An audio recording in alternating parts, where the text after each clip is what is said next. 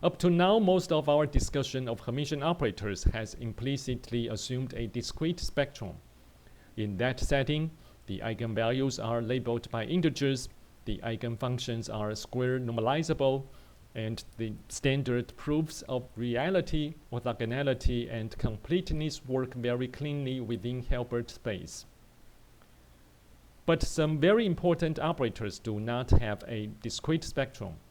Instead, their eigenvalues vary continuously. The collection of all eigenvalues of an operator is called a spectrum. So when the allowed eigenvalues form a continuum, we say the operator has a continuous spectrum. A standard example is the momentum operator for a free particle in one dimension. We know that in one dimension, the linear momentum operator is given by minus I h bar times d over dx. Here we want to find the eigenfunctions and eigenvalues of the momentum operator in 1D. We let f sub p of x be the eigenfunction and p the eigenvalue. We look for eigenfunctions satisfying this equation. Solving this differential equation gives the result shown here.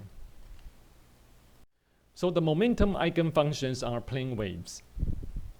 Now here is the key point. These plane waves are not square integrable on the entire real line.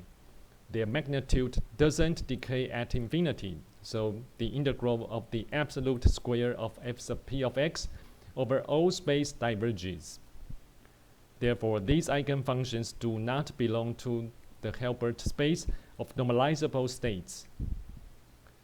That is why the usual discrete spectrum proofs cannot be applied in exactly the same way. The problem is not that the physical idea fails, but that the mathematical framework needs to be generalized. In the continuous spectrum case, we use the language of generalized eigenfunctions and Dirac delta normalization instead. So the moral of this slide is the following. The momentum operator certainly has real eigenvalues and meaningful eigenfunctions, but those eigenfunctions are not ordinary Hilbert space vectors. They must be handled in a slightly more generalized sense. Let's now see how orthogonality is expressed for a continuous spectrum. We already found that the momentum eigenfunctions take the form of plane waves, as shown in this expression. If the eigenvalue p is real, then these plane waves oscillate but do not blow up exponentially, and they are the appropriate generalized eigenfunctions of the momentum operator. Now consider the overlap between two such eigenfunctions labeled by p and p prime, as shown in this expression. Substituting the plane wave form, we obtain the result shown here. This is where the Fourier representation of the Dirac delta function enters. Using the identity formula shown on the right, which is the Fourier integral representation of the Dirac delta function, we obtain the result of this integral, which is equal to 2 pi h bar times delta of p minus p prime. Now if we choose the constant a as shown, then the overlap becomes delta of p minus p prime. This is called Dirac orthonormality. Notice how this differs from the discrete case. For a discrete orthonormal basis, we have the orthonormality relation as shown, where delta sub mn is the Kronecker delta. Here the label is continuous, so the orthogonality relation is written using the Dirac delta. So we have delta of p minus p prime. So the structure is conceptually the same, but the mathematics reflects the fact that the spectrum is continuous rather than discrete. This is why one sometimes says that the momentum eigenfunctions are not truly orthonormal in the Hilbert space sense, but rather delta normalized. They are generalized basis states, not ordinary normalizable wave functions. On the previous slide, we established the direct orthonormality of the momentum eigenfunctions. Now we move to the next essential property, which is the completeness. This is the continuous spectrum analog of what we previously proved for a discrete set of orthonormal eigenfunctions.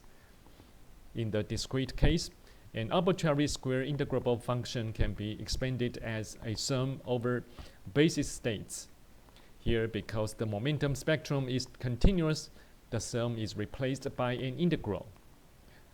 So the statement here is that the momentum eigenfunctions with real eigenvalues form a complete basis, in the sense that any square integrable function f of x can be written as the superposition of weighted momentum eigenfunctions as shown in this formula.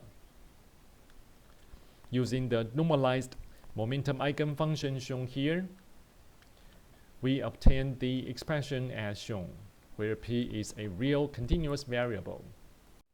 Its corresponding bracket form and the discrete spectrum analog are also provided here. So this is essentially just the Fourier expansion of f of x written in quantum mechanical notation. Now let's determine the coefficient function c of p. This is the continuous spectrum counterpart of the discrete formula as shown here. C sub n equals the inner product of phi sub n with state f, or function f. We project the state f onto the momentum eigenstate labeled by p prime as shown. We obtain the expression shown here.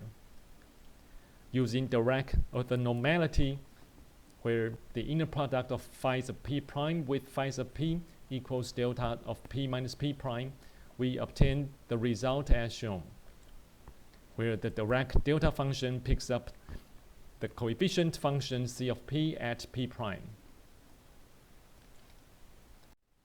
Therefore, we obtain the equation for the coefficient function c of p as shown.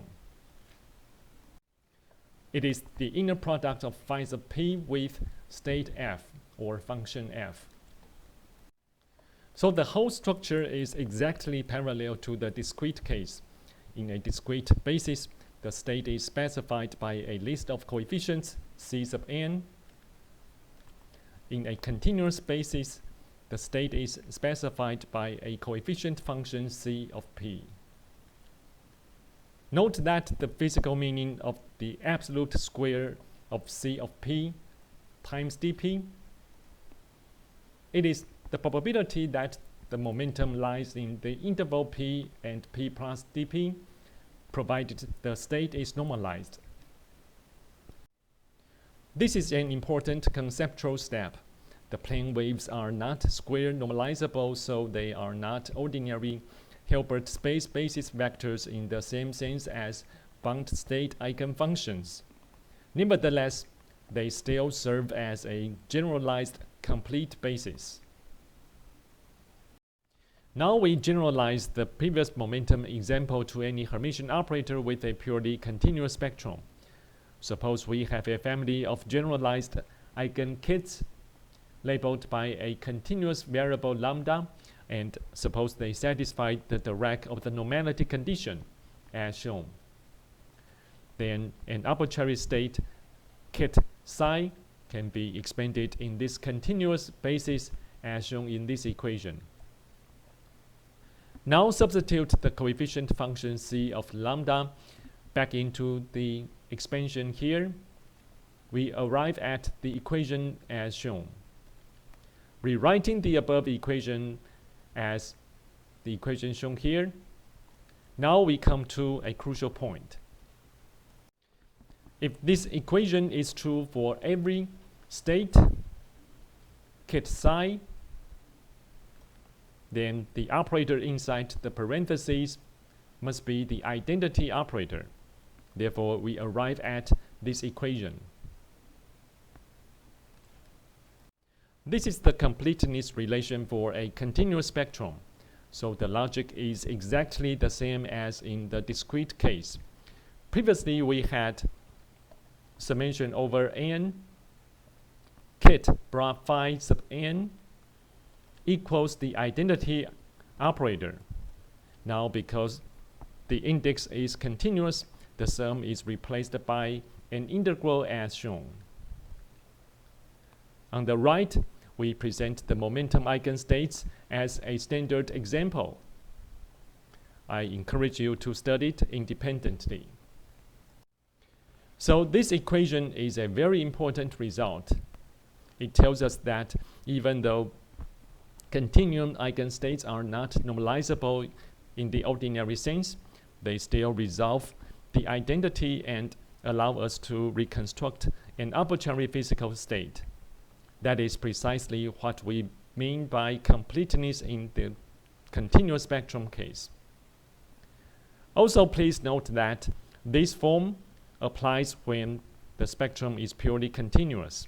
If discrete and continuous parts coexist, the completeness relation contains both a sum and an integral. We will discuss this later in this chapter.